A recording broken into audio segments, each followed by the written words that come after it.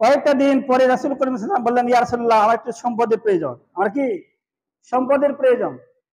রাসূল করিম সাল্লাল্লাহু আলাইহি ওয়াসাল্লাম বললেন যে, সম্পদ পছন্দ করো না। আমি সম্পদ পছন্দ করি না। আমি যদি সম্পদ পছন্দ করতাম তাহলে মদিনার সব পাহাড়গুলো স্বর্ণের পরিণত হয়ে যেত, আর সব পাহাড়গুলো আমার পিছে পিছে ঘুরতো। স্বর্ণের পাহাড় হয়ে আমি যেখানে যেতাম সেখানে পাহাড়ও যেত। এভাবে 3 দিন তাকে ফেরত দেওয়া হয়। 3 দিনের পরে আবার এসে বলছেন, ইয়া রাসূলুল্লাহ, আমার সম্পদের প্রয়োজন। আল্লাহ রাসূল তো বললেন যে, সালাবার জন্য দোয়া করলেন যে, আল্লাহ তুমি সালাবাকে সম্পদশালী করে দাও। সালাবা রাদিয়াল্লাহু তাআলা তখন এই সম্পদ যখন গ্রহণ করলেন, গ্রহণ করার পরে তিনি যখন সম্পদে একটু বহর একটু বেশি হলো, তখন উনি 2টি নামাজ শুধু জামাতে পড়তেন, আর 3 ওয়াক্ত নামাজ জামাতে পড়তে পারতেন না। আরেকটু সম্পদ যখন বেশি হয়ে গেল, তখন সপ্তাহে শুধু তিনি জুমার নামাজ আসেন, 5 ওয়াক্ত নামাজ জামাত আসতে পারেন না। নামাজ পড়েন ঠিকই, কোথায় পড়ে? বাড়িতে। আরেকটি সম্পদ যখন বেশি হলো, জায়গা সংকুলন হলো, তখন তিনি আরেকটা জায়গাতে সরে গেলেন। এভাবে 4 বার তিনি জায়গা স্থানান্তর করেছেন। কয়বার? 4 বার। চতুর্থবার তিনি এমন একটা জায়গাতে চলে গেছিলেন, মদিনা শহর ছাড়িয়া। তার এতগুলো মাল সম্পদ হয়ে গেছিলেন। এই সম্পদ পাওয়ার পরে তিনি জুমার নামাজও আসতে পারলেন না। সাহাবীরা কাউন্টিং করছে রাসূল করিম সাল্লাল্লাহু আলাইহি সাল্লামকে, দেখো তো সালাবা আসেন না কেন? বলছে, ইয়া রাসূলুল্লাহ, সালাবা তো কোনো নামাজে আসেন না। জুমার নামাজে উপস্থিত হতেন, তাও তো আসে না, কয়েক সপ্তাহ তো আসে না, খোঁজ নাও। সাহাবীরা ঘোড়া তাড়িয়ে দূরে যা দেখলেন সালাবার বিশাল মেষের পাল, সম্পদের বহর। সালাবা বললেন, এ সালাবা, রাসূলের পিছনে নামাজ পড়া তোমাকে কিসে থেকে বাধা করলো? তো বলছে, আমার এই সম্পদ। বলছে, রাসূল করিম সাল্লাল্লাহু আলাইহি ওয়াসাল্লাম কাছে বললেন, ইয়া রাসূলুল্লাহ, সালাবার সম্পদ সালাবাকে নামাজ থেকে, আপনার পিছন থেকে নামাজ পড়া থেকে, আপনার বরকত থেকে দূরে রেখেছে। রাসূল করিম সাল্লাল্লাহু আলাইহি ওয়াসাল্লাম বললেন, তাহলে যাও এখন সাহাবাকে পরীক্ষা করো। 2 জন ব্যক্তিকে, একটা ছিল সালাবা, একটা ছিল বনী ইসরাঈল, ওই গোত্রের একটা ব্যক্তি ছিল।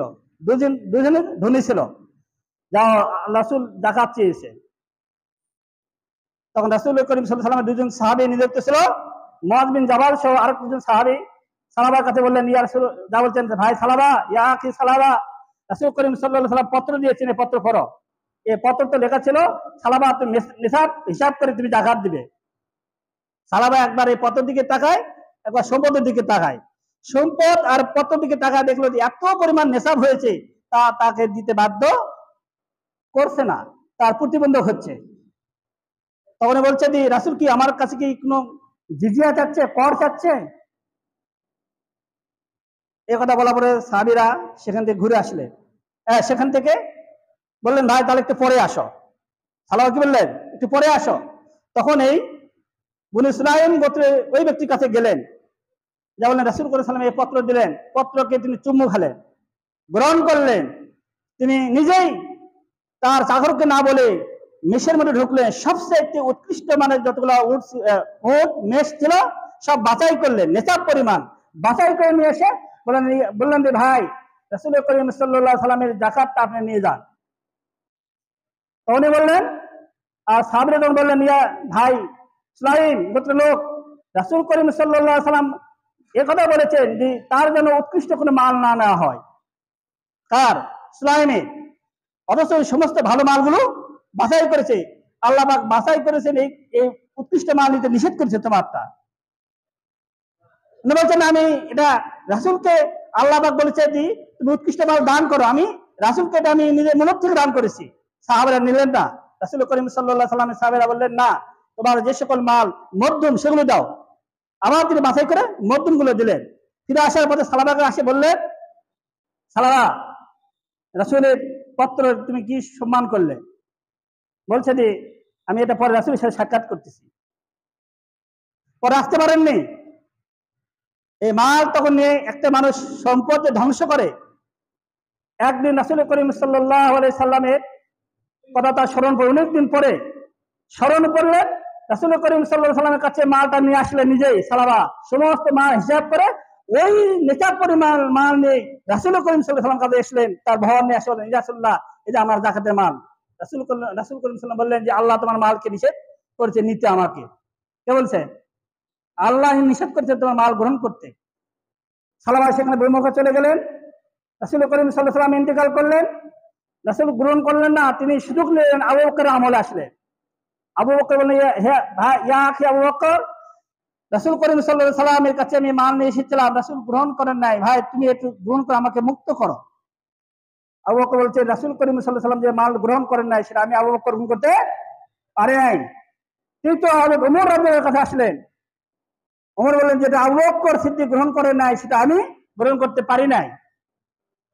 চতুর্থ ওসমানের কাছে আসলেন, ওই মাল নিয়ে ঘুরতেছেন। তাহলে ওসমান 12 বছর, এই ধরনের প্রায় এখানে যদি হিসাব করা হয় 25 থেকে 26 বছর তারা রাজত্ব করেছে। এই কত বছর তারা মাল নিয়ে ঘুরছে, মাল যাকাত দিবে, রাসূল গ্রহণ করেন নাই। ওসমান বলছেন ভাই রাসূল ওমর গ্রহণ করেন নাই, আমি গ্রহণ করতে পারবো না। সর্বশেষ বলছেন যে ওই মালটা নিয়ে তখন তিনি বেহুশ হয়ে গেলেন। আর সেই সময় এই সালাবা ইন্তিকাল করেন। সালাবার মৃত্যু কি সাহাবী হিসেবে হয়েছে? তাহলে মাল কি মানুষকে কি করে? সুপথ দেখে না, ধ্বংস করে। এই মালটা যদি আপনি যদি রাসূল করিম সাল্লাল্লাহু আলাইহি ওয়াসাল্লামের সুন্নাহ মাফিক, কোরআনের সুন্নাহ মাফিক যদি ব্যয় করতেন তাহলে এটা গ্রহণ করতেন। রাসূলের সুন্নাহ হয় নাই বিদায় রাসূল গ্রহণ করেন নাই, সাহাবীও করেন নাই, পরে মুনাফিকের মৃত্যু হয়েছে সালাবা। আল্লাহ পাক আমাদেরকে এই সকল মালগুলোকে, আমাদের সম্পদগুলোকে যাচাই করে নিসাব পরিমাণ যদি সম্পদ হয় তাহলে দান করতে হবে, আর নিসাবের কম যদি হয় তাহলে সাদকা করতে হবে। ওসব তো আমরা বুঝি না। যতক্ষণ মাল থাকে হলো মাঠে তখন আল্লাহ আল্লাহ বাঁচা দিয়ে আল্লাহ আমি দিয়ে দিব, যখন ওই বাড়িতে আসে মাল গোলাপ লোক এটা তো আমারই। এটা কি মুনাফিক না? ঝড় উঠলে আল্লাহ, আর ঝড় থেমে গেলে আল্লাহ পাক। এই সব মুনাফিকের আচরণ আমাদেরকে পরিহার করে আল্লাহ তাআলার খেদমতে আমাদের মালগুলোকে হিসাব করে আল্লাহর মতো ব্যয় করা আমাদেরকে শক্তি আল্লাহ পাক দান করে। ওয়া আখিরে দাওয়ানা আলহামদুলিল্লাহি রাব্বিল আলামিন। আসসালামু আলাইকুম ওয়া রাহমাতুল্লাহ।